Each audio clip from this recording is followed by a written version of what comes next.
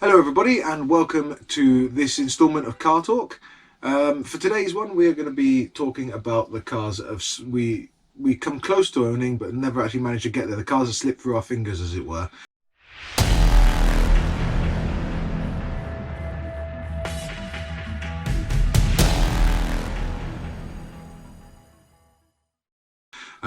So yeah, we're just going to start talking about that because there's been, we've owned quite a few over the years, especially between the two of, well, especially with me as well, the stupid amount of cars I've owned, but I think I'm somewhere in the region of about 35 cars so far, but yeah, the cars we've owned that we never were really sort of thing, or the cars we never got onto the road, the cars that we never, or cars we were close to owning but never managed to do. Or cars that could have been ours that never ended up being, kind of thing. Yeah, that's it, because I was going to say, what ones were you thinking of for you sort of thing? Well, my mum used to have a mini Clubman estate. Yeah. All the wood panelling and everything like that. Oh, it was a proper woody one as well, is it? Oh, wicked. And I think, I have a feeling it was red, but the only problem was it'd been sat where it was for so long, it could have been any colour, to be honest. Could have been rust. Yeah. Making you think it was red. And it was a car that never saw the light of day again, but thinking back on it, would have been a great car if I'd had the ability to maybe not do it, because at the time I was probably about 7 or 8, but if I'd had somewhere that I could have put it, and then possibly later on in life worked on, rather than leaving it under trees where it's just rotting and ruining. Yeah, I thought the great British weather destroying it slowly, like it does with most cars.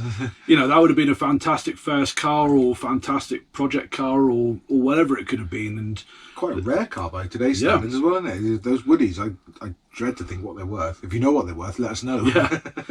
And I thought that would have been a great one, especially with today's market and everything like that. But even without that, it just would have been a great car to have gone, this is my first car. It's, like one of my mum's cars.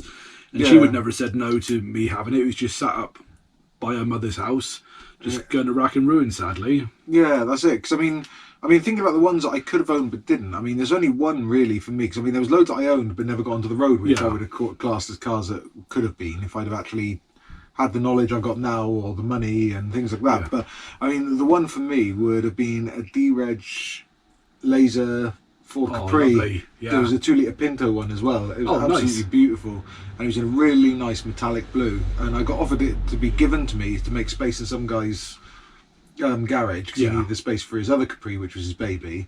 And I wished I could have got that one. That was one, because the Capri has always been one of my dream cars. My uncle Dean had one when I was a kid, and that was mad. It had big Mickey Thompson tyres on the back and everything. It was like a proper street rod looking thing. It was brilliant. I think I've actually got pictures somewhere. I'll put them up on one of our socials so you guys can see it. But yeah, that was a gorgeous car. Then my uncles Rick and Darren both had Capris when I was in my teens as well. They were all battered things. Back then they were not that uncommon on the road, so they had a couple of them but even I remember my Uncle Rick's one that had like different coloured bonnet and things like that, and even that one, ratty as it was a cool car. I don't care what anyone says, it was a very cool car, that one. Well, at the time the only one people were interested in was the 2.8 injection, wasn't it? Yeah, that's it. Either that, or I know one person who had a Pinto turbo one, and nice. But the Pintos are a little bit sought after, but nowhere near like they are today. And but yeah, I would have loved to have got that car on the road. It's one I would love to have now, but it was the reason for not having it was because we had like little parking bays behind the house, which were technically still on the road, and my mother wouldn't let me get it if it had no tax on it or MOT or anything like that, where I could get in trouble. Which, fair enough, is her looking after me, but I was a bit gutted. I and it was, but yeah, I'd love to have a Capri. I love seeing Capris now. They do really hit me with the nostalgia of it and everything, and it's. Whilst I've been predominantly a Vauxhall man in my life, I still think that is the one Ford that is just above most of the others. Yeah. That or an Opel Manta would be the two. That would be class. Well, funny enough, my other one is another blue oval, and I think I was either late teens, early 20s, something like that. And my uncle had a XR4i. Oh, the Sierra? Yeah. Oh, wow. And I believe it was the 2.9 fuel injection one. Oh, so would that have been the Cosworth V6 like they had in the Scorpio? I don't think it was the same engine. I could be wrong, but I think it was just a 2.9 lump. And I remember he had that. and it was, I loved it. I just saw it, it had the whale tail spoiler. Yeah, 'cause they had like the mini whale tail, didn't they, on them and that? Was it a 3-door one, or was it the... I honestly can't remember to be... No, because they did a very rare 3-door one as well, didn't they? But it was didn't get them that much. I know they were a bit more common over in places like Africa, I believe, but we didn't have that many of the 3-doors in this country, did we? No, because I think over in Africa they did the XR6 and the XR8 as well. That's right, yeah, and it was, which are really cool. Yeah. But he had that sat on the drive, and I every time I went there for a couple of weeks, I was like, oh, I'd love to have that. And I think, had I had the money, possibly I could have bought it off him, kind of thing. Because I think he just ended up selling it in the end. But that was one that I was like, oh, especially with how rare they are now, that's one that definitely slipped through my fingers. The only thing is, us being the age we were, it would have probably been astronomical on insurance. Being an engine that size. But it was, sticking with the blue oval. Do you remember the hearse?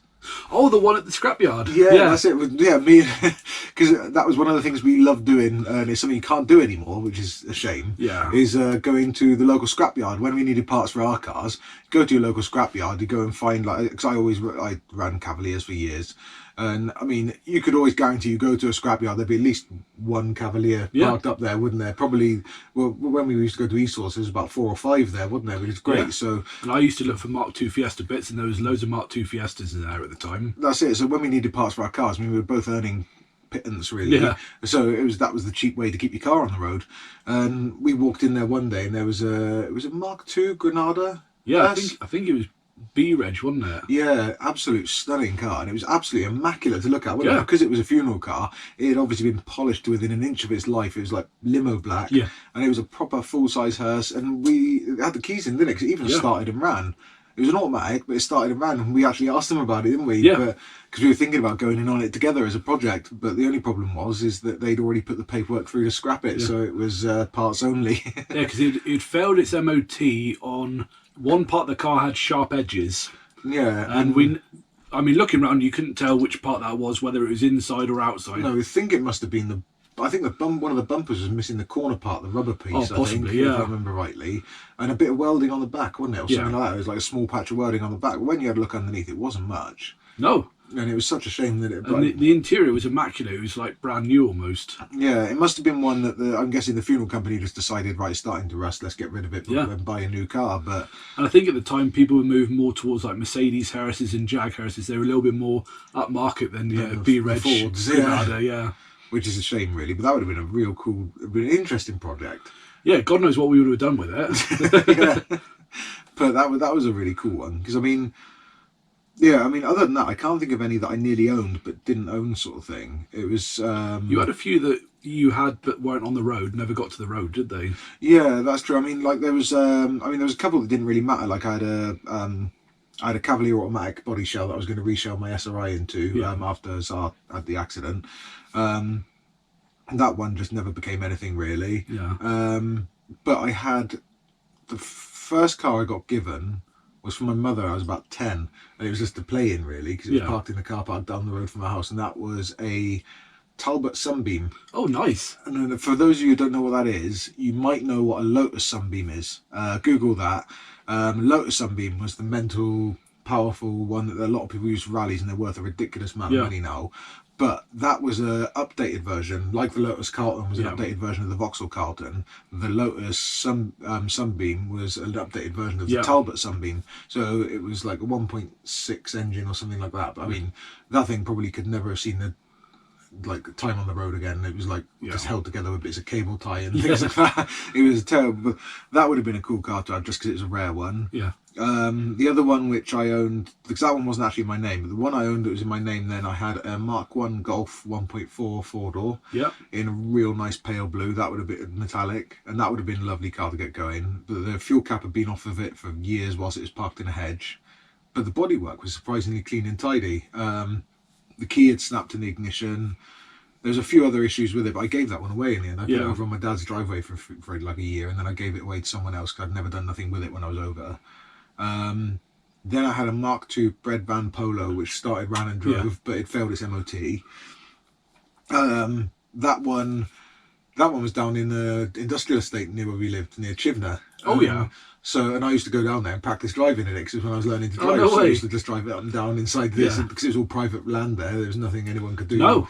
As long as I didn't hit anything. Yeah. So yeah, I tried that, but unfortunately I overfilled the engine with oil a little bit one day, then it started smoking, and because I didn't have the skills I got now, I just gave it away. Well, no, I scrapped it, because back then the cars were actually worth 50 quid, so I was like, I want 50 quid, so I scrapped it. And but that was a proper Mark II bread van, the one with the square front end with the round lights and everything, not the newer Fox style one with the bread van that a lot of people see nowadays. What other cars did I have? The Rover 600? Yeah, I had a Rover 618. Again, I bought that off somebody because it was so cheap. Well, no, I got given it, I think it was. Right. It needed an exhaust. I had the MOT failure list. It needed a few things. But I thought it being a 1.8, because I was struggling to pay the insurance on my 2-litre Cavalier SRI. Yeah. So I thought, 1.8 Rover, surely that's going to be cheaper insurance. Was it hell? It was, it was actually more expensive to have that on the road than it would have been to have my 2-litre SRI Cavalier. So that one I gave away to somebody else as well. So there's a few cars I had that ended up slipping through my fingers. Yeah. But, I mean, the Rover I don't regret. To be honest, the bread van I never regretted at the time, and I mean, still now I don't really regret it, because it was never really my cup of tea. It would have been a great first car, but it wasn't my. There's probably a lot of Volkswagen people out there who give me a massive amount of hate for it, but it wasn't my idea of a daily. It was okay. Like I say, if I'd have kept it on the road and it had been my first car, it'd been a brilliant first car. But for me, it was just like it was here and there. So the Mark I Golf I regret a bit. That would have been an awesome car to have, but it is one of those things. I mean, back then, I mean, we're talking days. I mean, a lot of people probably hearing us talk about all this thinking, oh my God, why did they let them go and everything? Yeah. But I mean, you've got to think back in the day, that was a Mark I Golf. It wasn't a rare car, but it wasn't loads of them on the road. But I mean, it didn't have quite the cultural touchstone thing that it has now either, does it? No, and it being a 5-door, nobody wanted it back then. And it was. Back then, I mean, you couldn't even scrap a car for money like you can nowadays. Back then, you had to pay to get a scrap car taken away and scrapped. So a lot of people were really happy just to give away these cars that had issues, because it meant they didn't have to pay for the scrap, basically. Yeah. That's why I gave a lot of them away, to be honest, because it was either pay 50 quid to get rid of it, or 150 quid to get rid of it, or give it to someone who might rip it for bits and then scrap it themselves. And so, I suppose the modern day equivalent would be like now, that Mark I Golf would be like a Mark IV Golf is now. Yeah. There's a lot of people like them, and there's a bit of a following, but there's a lot of them out there really cheap that are being sold for scrap value, same as a Mark I was back then. And the same with the Mark II Polo bread van. That'd be like a Mark 5 or 6 Polo now, or 4 or 5 Polo now, the ones that are like early 2000s. Yeah. And that's what you've got to remember, is sort of like we're going back 20 years when those cars were 20 years newer. So yeah. And I've only got really the 2 on my list, so I suppose just to make my list a little bit bigger, it's not a car that slipped through my fingers, but an engine. And around the time I had my Mark II Fiesta, a friend of my uncle's offered me a 1.6 CVH engine from a XR2. Oh, wicked. With gearbox. Wow. And even so, it said to me, look, you know, if you want us to help you put it in yours kind of thing, we'll help you put it in as well kind of thing. So I could have... Brilliant. Technically turned my Mark II into an XR2, obviously without the body kit and bits and pieces, but the 1.1 pop sleeper sort of thing. And so that's the only other car based thing that I can think of that I let slip through my fingers was actually an engine to improve my car. Yeah, that's it. I would say I've probably had so much of that in the past I can't remember, mate. But it's I mean it is. I mean, to be honest, it's one of those things that a lot of people probably got an endless list. So I mean, let us know what your definitely let us know if there's any cars that you wish you'd said yes to, or or ones possibly, that you possibly the ones you got now that you're possibly thinking of letting slip through your fingers. Yeah, because I mean, technically mine now is my Cavalier. Yeah. Because I mean that one is up for sale. Unfortunately, I need the space on the driveway. I've had it there for 7 years. It was a dream project, but to be honest, for me, things like the house and everything come first. So that's gone up for sale. But I mean, that one is going to be one for me. That's going to be a future regret, I'm sure. But it is what it is. I had my fun in it. It was on the road for a few years, and so it's one of them. But let us know what you think. What cars you've had, ones you've had to let go, or just reach out, talk to us. We love hearing from you, and Yeah. Thank you for watching. Yeah. Cheers.